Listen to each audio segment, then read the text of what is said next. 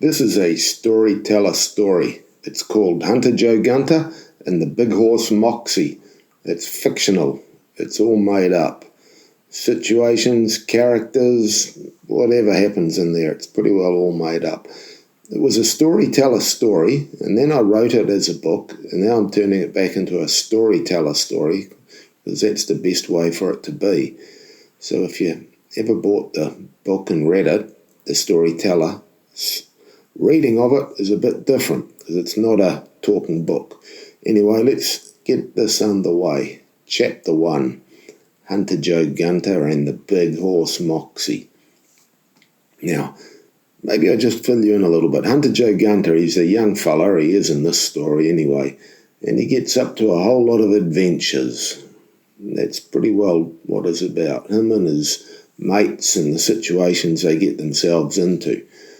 Now, Hunter Joe Gunter, he was walking home from school with his best friend Jack, and Hunter knew that this would be the last time that he'd ever walk home from school with Jack. Now, Hunter had been expelled from school that day, and he was pretty sure that he wouldn't be allowed back. And one thing he wasn't looking forward to would be seeing his dad, Smith, that evening. He already knew the principal was coming around to see and have a talk with Smith after school that day, and it probably wouldn't be too good. It had just been one of those days for Hunter, and he wasn't a bad student as such, but sometimes he didn't think through all of the consequences of things that he did, pretty much like a lot of young fellas a lot of the time. And the science fair was just such a case, and now it had been going to be held that evening, but it wasn't on anymore. It was quite a big event. There was quite a few people entered into it, and people coming from far and wide to see what was being invented, including a few famous scientists, and, sort of quite a big affair. Now, Hunter had entered the science fair full of enthusiasm, even though his science teacher had had some trepidation based upon Hunter's past activities. Hunter had decided that he wanted to win the science fair, even though he wasn't like really a sciencey sort of a student. He'd made himself a volcano, and it was pretty impressive. He'd made it out of paper mache, shaped it all up and made it look like a volcano. Then he'd painted it with fiberglass resin to try and make the paper mache a bit stronger and waterproof. He'd painted it up, and he even had little bits of rock and moss glued onto it.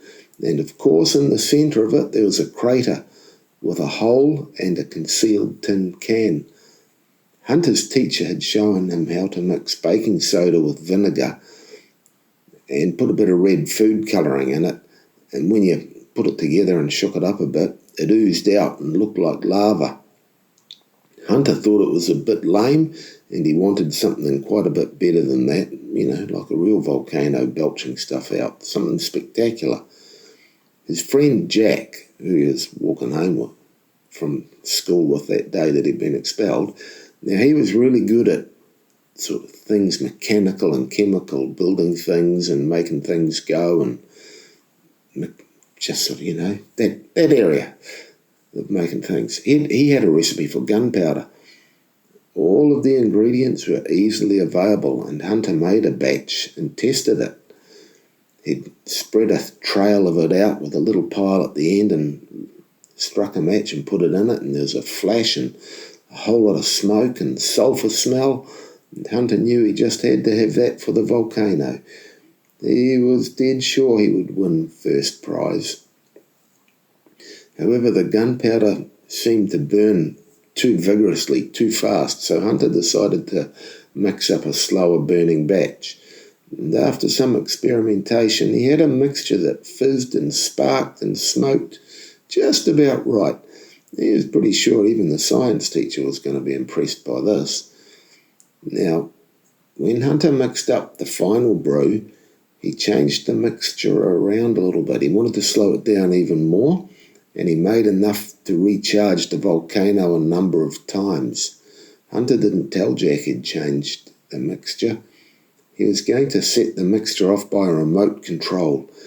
He had a battery and a switch, and there was a coil wrapped around the match, and you push the button for the switch, and the electricity would flow through the coil and light the match, and then the volcano would rumble and belch forth some smoke and sulphur smells. Jack had built a small water wheel driving a miniature generator, and it lit up some LED lamps. The water for his little mini generator it came out of a 20-litre container that was on a pole. It's quite a tall pole. It was tied up onto one of the beams across the hall where the science fair was to be held. Now, just after lunch in the last period for that fateful day, which was science, Hunter was putting the finishing touches to his project. He loaded the volcano with his modified slow burn powder, and he set up the push button when he slipped and set it off. Now, instead of a nice slow controlled burn, a puff of smoke and a sulphur smell, the modified mix burnt fast and furious.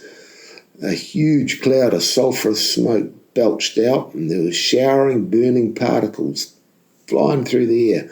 And some of those burning particles landed in the container that he had set aside for the extra powder to refill it. And it set that off, and the extra powder went up with a roar, and a great sulphurous smoke cloud just billowed out. The whole of Hunter's volcano caught on fire. Now you had burning fiberglass resin-infused paper making smoke, and it was terrible. Jack grabbed his 20-litre container and tipped it onto the volcano. It was kind of almost a little bit too late, though, because the sprinkler system had come on. The fire alarms were going off, and eventually the fire brigade turned up, and the police turned up. The science fair was cancelled because there was burn damage to the desks, and kind of rattled a fair few people there. And a few of the other science projects had been damaged as well. The police took a bunch of statements and wanted to know where Hunter had gotten the gunpowder from. Hunter told them how he'd made it and where the ingredients had come from. He left Jack's name out of it. By the end of the day, school life had almost returned to normal. Hunter had spent a bit of time in the principal's office getting shouted at, lectured, and then expelled. Even Jack had been called in for an explanation, since he was Hunter's friend and had been closest when it happened. Hunter had been able to tell Jack to blame him totally and admit nothing. "No point in you getting into trouble for what I've done," he said to Jack. Jack did, however, under the principal's rigorous questioning, admit to giving Hunter the recipe, and that resulted in a severe lecture to him about the responsibilities of sensitive information and who you shared it with. Jack's ears were burning. It had a real ear raking by the time he left the principal's office. And as the school day ended, the principal told Hunter not to cause any more trouble. So, after that, Hunter was walking home with Jack. Now, Hunter's home was probably about 3 k's from the school, and Jack's place with his parents was closer. Hunter's dad owned maybe, 250 acres on the edge of town, and on the way to get home, they took a shortcut. They called it the shortcut. There was a rough track, and it followed a stream for a bit, and it wound in and out of trees, cut in along the back of an industrial area, then through a sand pit and back onto the road. It was at least 10 minutes quicker taking the shortcut than trying to follow all the roads. When it rained, it wasn't so pleasant. This day, however, it was fine. Now, they were at the area at the back of the industrial complex. Now we're going to go into what was chapter 2 in the book. Henry Maguire had bought a horse from an overseas supposed top breeder of such animals. It was supposed to be a thoroughbred, though it was very obvious now that it wasn't. Now, it wasn't very often that anyone got the better of Maguire in a deal. And still in his own good time, Maguire would extract his revenge. Maguire was like that. He was ruthless. Maguire thoroughbreds had started out as almost a sideline. However, now the business was doing really well and was catching up to Maguire Law's earnings almost at times. Maguire had decided to start a team, a thoroughbred team, of course, of Clydesdale and Shire horses, a show team, the team to tow a carriage, a really big carriage with the Maguire Enterprise name on it. A team that he'd take to events all over the country, shows and displays, and a few other selected corporate names would be displayed on it as well, if you paid the right price. And he had such a team, and they brought a lot of exposure to Maguire's enterprises and his thoroughbred horse business. However, this one horse that he'd bought as a foal, and it was all growing up now, it was bigger than the others, and it was hairier than the others, and just plain ugly compared to the others, and clumsy, getting in the way and impossible to hitch up. This one horse was just plain stubborn.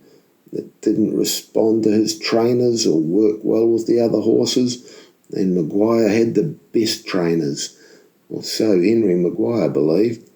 He'd had enough of this pig-headed, stubborn, obstinate and ugly. Maguire hated ugly horses. His rage took over on this day what little self-control was left, and he whacked the big brute repeatedly with a length of black alkathene pipe. And this great brute of a horse just stood there and snorted at Maguire. The animal refused to be hitched up to the carriage and disrupted all the other horses. Now, earlier that day, unfortunately, a young mare had broken her leg and had necessitated the use of the horse pistol. The unsavoury character Cassin of Cassin's Glues and Pet Food had been summoned. Maguire didn't waste anything. The relationship between Maguire's and Cassin's was where from time to time one or the other needed the services of the other, more often than not for some shady deal. Now, Cassin had turned up and the dead mare was being winched into the back of Cassin's horse transporter. Maguire was still in a rage at the huge ugly horse, and Cassin was there. It was lucky that the horse pistol had been put away, and he sold it to Cassin on the spot for Cassin's standard $100 a horse, take it or leave it, dead or alive. Surprisingly, the great brute entered the transporter with little trouble. And when Cassin had returned to his glue empire, he'd put the live horse out into the back paddock. Being a Sunday, none of his workers were around to help him. The animal was going to have to wait until the Monday to be dispatched. The dead mare was dumped onto the floor of the factory, ready for the billhooks to cut her up in the morning. There was a load of old hacks coming in on Monday. He was going to process the whole lot of them together, turn them into glue and pet food. On Monday, the old hacks had come and they'd been processed along with the dead mare. However, try as they might, neither Cassin or his staff could get that great brute of a horse from the paddock into the slaughterhouse entry.